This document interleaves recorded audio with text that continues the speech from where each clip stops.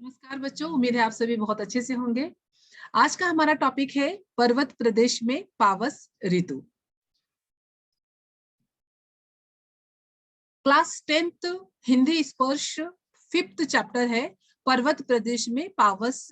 ठीक है, तो ये जो कविता है ये इसका अर्थ क्या होता है, जो नाम लिखा हुआ है पर्वत प्रदेश में, इस कविता में कवि पर्वतीय प्रदेशों में पावस ऋतु होता है तो उस समय वहां का मौसम कैसा होता है उसके बारे में वर्णन किया है। जैसे कि आप पिक्चर में देख पा रहे हैं कि पर्वतीय प्रदेशों में देख के ही मन कर रहा है कि वहां पर हम भी पहुंच जाए। ठीक है बच्चों, तो चलिए हम लोग स्टार्ट करते हैं कविता को। सबसे पहले कवि जो है सुमित्रा नंदन पंत। ठीक है, ये प्रकृति के सर्वश्रेष्ठ कवि माने जाते हैं। जैसे महादेवी वर्मा पशु पक्षियों से आधारित पशु पक्षियों के ऊपर ज्यादातर उनकी रचनाएं होती है, जैसे गिल्लू है। ठीक है, और इस तरीके की जो रचनाएं रचते हैं, उसी तरह कवि सुमित्रा नंदन पंत की जितनी रचनाएं हैं प्रकृति से ही संबंधित है। वो छायावादी युग के महान साहित्यकार सुमित्रा नंदन पंत को प्रकृति के सुकुमार कवि के नाम से जाना जाता है, क्योंकि उन्हें प्रकृति से बहुत लगाव था। वे प्रकृति को ही अपनी माता मानते थे तथा अपनी समस्त कृतियों कृतियों मतलब होता है समस्त रचनाएं, मैक्सिमम जितनी रचनाएं हैं वो सारी रचनाएं उन्होंने क्या किया है, प्रकृति के ऊपर ही समर्पित किया है, अर्थात सारी रचनाएं प्रकृति से ही संबंधित है। यही कारण है कि पंत जी को प्रकृति के सुकुमार कवि कहा जाता है। उनका जन्म 20 मई 1900 में है और उनकी मृत्यु जो है 28 दिसंबर 1977 में है। कोसानी उनका जन्म स्थान है और व्यवसाय से वो लेखक और कवि, राष्ट्रीयता भारतीय। तो इस प्रकार से उनका कवि परिचय हुआ।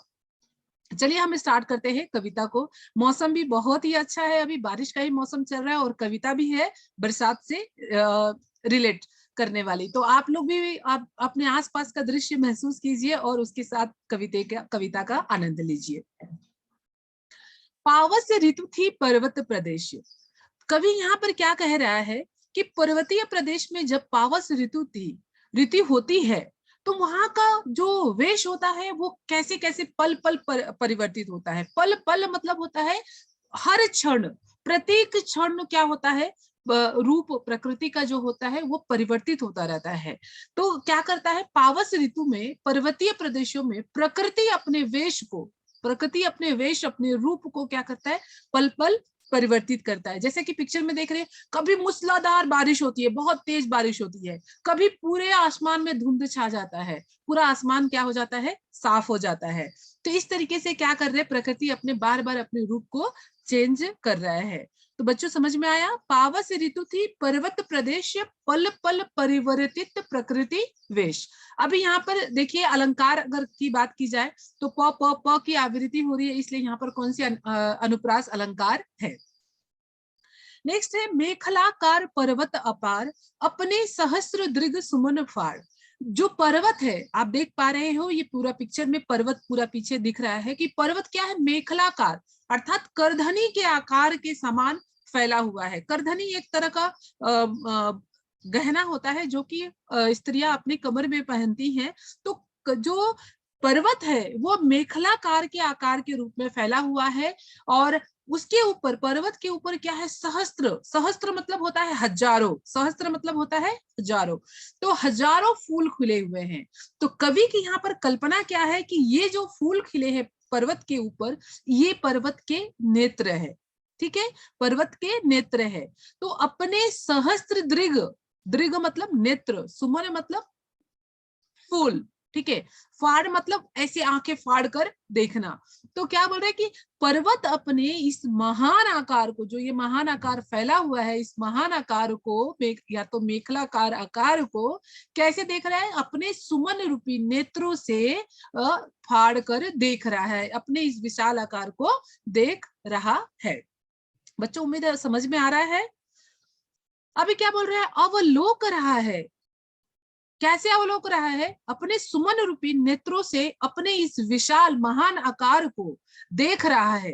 कहाँ देख रहा है, ये देख लीजिए कहाँ देख रहा है वो, उसके जिसके चरणों में पलाताल, जिसके चरणों में क्या है, तालाब है, और उस तालाब के अंदर उस अपने इस विशाल आकार को सुमन रूपी नेत्रों से देख रहा है।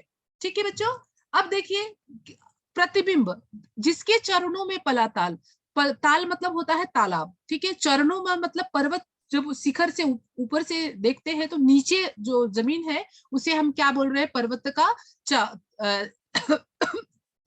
पर्वत का ताल बोला जा रहा है, कि जिसके चरणों में ताल पला हुआ है, ठीक है।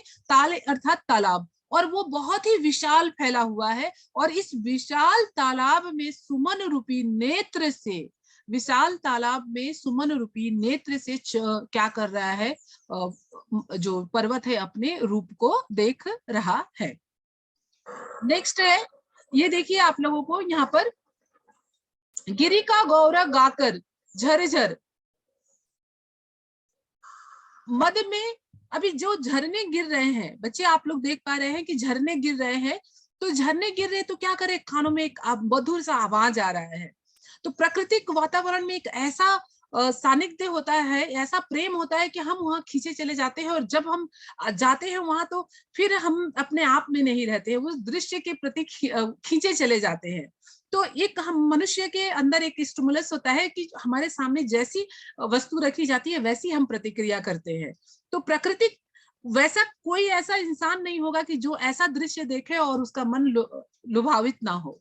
तो क्या बोल रहे हैं कि ये जो झरने गिर रहे हैं गिरी के ऊपर से, देखो ये जो पर्वतों के ऊपर से जो झरने गिर रहे हैं, वो गिरी के गौरव का गाकर, गिरी के जो गौरव है, गाथाएं है, जो उसकी महत्वाकांक्षाएं है, उसके बारे में क्या कर रही हैं, गौरव गान कर रही है। कौन कर रहा है, ये जो झरने ऊपर गिरते हुए नजर आ रहे हैं, ये झरने गा गा कर बता रहे हैं। और जो ऊपर से जो झरने गिर रहे हैं पर्वतों से, ये जो दृश्य है, ये दृश्य हम मनुष्यों के मन में क्या कर रही है, एक नसों में एक उत्तेजना भर दे रही है। बहुत प्रफुल्लित हो जा रहे हैं हम, क्या हो जा रहे हैं, एकदम उत्तेजना से भर जा रहे हैं। और ये जो लड़ियां है, जो ऊपर से झरने गिर रहे हैं, वो लड़ियां क्या हो रही है, मोती की लड़ियां है, जो कैसी सुंदर प्रतीत हो रही है। झाग भरे निर्झर, झाग भरे निर्झर, इस तरीके से झरते हैं झाग भरे निर्झर। और ऊपर जैसे मोती की लड़ियां कैसे होती है, एक में एक पिरोई हुई रहती है, तो वैसे ही जब पानी ऊपर से नीचे गिर रहा है तो बीच में टूट के गिरता है क्या, नहीं बच्चों, वो एक साथ गिरता है। तो वही क्या बोल रहे, मोती की लड़ियों से सुंदर झरते हैं झाग भरे निर्झर। तो जब निर्झर मतलब होता है बिना रुके हुए गिरना, और झाग भरना मतलब जाहिर सी बात है, जब पानी जितने ही फोर्स से ऊपर से गिरता है तो उसके अंदर क्या हो जाता है, पूरा झाग भर जाता है। उम्मीद है बच्चों समझ में आ गया। तो गिरी का गौरव गाकर झरझर, मद में नस नस उत्तेजित कर, मोती की लड़ियों सी सुंदर झरते हैं झाग भरे निर्झर। ठीक है, नेक्स्ट चलते हैं, देखते हैं अब ये क्या बता रहे हैं यहाँ पर, गिरिवर के उर से उठ उठ कर उच्च आकांक्षाओं से तरवर है झांक रहा नीरव नभ पर। ठीक है, अब क्या बोल रहा है कि गिरिवर के ऊपर, गिरिवर अर्थात ये जो पर्वत है, ये जो पिक्चर अब में आपको पर्वत दिख रहा है, इस पर्वत के ऊपर क्या है, पर्वत के ऊपर, हृदय के ऊपर बहुत सारे पेड़ है, पेड़ उगे हुए हैं, जो ऊपर उठने की आकांक्षा में क्या कर रहे हैं, जो ऊपर उठने की आकांक्षा में आकाश की तरफ देख रहे हैं।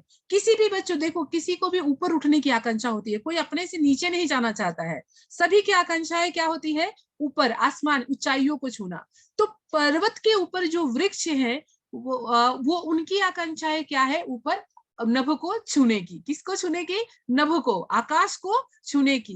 लेकिन फिर भी वो मौसम जो हो रहा है, प्रकृति का जो मौसम हुआ है, उस वजह से वो क्या हो रहे हैं, थोड़े डरे हैं, थोड़े चिंता में है। लेकिन उनकी आंखें किधर टिकी हुई है, अनिमेष, अटल, किसके ऊपर, नीरव नभ पे। नीरव नभ अर्थात हो गया शांत नभ के ऊपर टिकी हुई है। अनिमेष अर्थात होता है बिना रुके, बिना पलक झपकाए, जिसे हम किसी को देखते हैं एक टक देखना। और अटल मतलब बिना हिले डुले।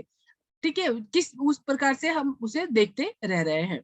नेक्स्ट है आपका, है टूट पड़ा लो, उड़ गया अचानक लो भूधर, है टूट पड़ा भू पर अंबर। अब जो प्रकृति बार बार अपने रूप में बार बार परिवर्तित कर रही है, अपने रूप को परिवर्तित कर रही है, तो अभी अभी का जो दृश्य ऐसा आ रहा है कि क्या हो गया है, बादल रूपी पर लगा के पर्वत कहीं उड़ गए हैं। ऐसा होता है क्या बच्चों, जैसे अगर पर्वतीय प्रदेशों में जाओगे तो वो हमेशा देखिए आप ऊपर चले जाते हैं और बादल आपके नीचे नीचे नीचे चला जाता है। तो क्या होता है, बादल रूपी पर लगाकर पर्वत कहीं लग रहा है उड़ गया है। तो उड़ गया अचानक लो भूधर। कौन उड़ गया? भूधर मतलब धरती। कैसे? लग रहा है कि बादल रूपी पर लगाकर वो उड़ गया है। और ये पूरा दृश्य जैसे बारिश जो हो रही है, मूसलाधार बारिश हो रही है, कंटिन्यूअस बारिश हो रही है, इतनी तेज बारिश हो रही है कि लग रहा है कि धरती पर अंबर टूट पड़ा है। ये देखिए, कभी कभी बहुत तेज बारिश होती है तो लगता है कि प्रकृति पे अपना प्रकोप दिखा रही है। इस तरीके से आपको समझ में आ गया। अब क्या हो रहा है देखिए बच्चों, कि धस गए धरा में सभे साल। इतना जो मौसम दिख रहा है आपको, वो क्या हो रहा है, धस गए, डर के मारे। जितने जो प्रकृति में बार बार रूप चेंज कर रही है, कभी बारिश हो रही है, कभी बादल छा रहे हैं, कभी मौसम साफ हो रहा है, तो ये जो दृश्य चल रहा है, ये दृश्य देखकर जो उस पर जो वृक्ष थे वो क्या गए, धस गए, डर के मारे सब के सब नीचे झुक गए। पेड़ क्या हो जाते हैं, देखो जब बहुत तेज हवा चलती है तो पेड़ क्या हो जाते हैं, नीचे की तरफ झुक जाते हैं। तो धंस गए धरा में, सारे के सारे धरती में जाकर जितने वृक्ष थे डर के मारे छुप गए। और उठ रहा धुआं जल गया ताल। और जब पानी का बहाव बहुत तेज पड़ता है तो नीचे जो तालाब होता है, तालाब में से और ऊपर से जो बारिश गिरती है, तो वो दृश्य कैसा होता है, जैसे लगता है कि चारों तरफ धुआं धुआं धुआं धुआं हो गया है। तो ये जो धुआं दिख रहा है, ऐसा लगता है कि तालाब में कहीं आग लग गई हो। यो जलद यान में विचर विचर था इंद्र खेलता इंद्रजाल। तो ये पूरा जो दृश्य देखो, अभी अभी देख रहे थे हम, बारिश हो रही थी, अभी देख रहे थे धुंध छा रही थी, अभी बादल छा रहा था, अभी देखिए यहाँ पर इस साइड में अभी पूरा मौसम साफ हो गया है और इधर बारिश हो रही है। तो ये पूरा जो प्राकृतिक दृश्य है, ये देखकर ऐसा महसूस हो रहा है, ऐसा महसूस हो रहा है कि इंद्र भगवान अपने बादल रूपी यान पर बैठकर विचर विचर मतलब खेल रहे थे। यहाँ पर विचरना मीन्स एक जगह से दूसरी जगह पर जाना। और इंद्र देवता मतलब जो बरसात के देवता है, उनको इंद्र कहा गया है।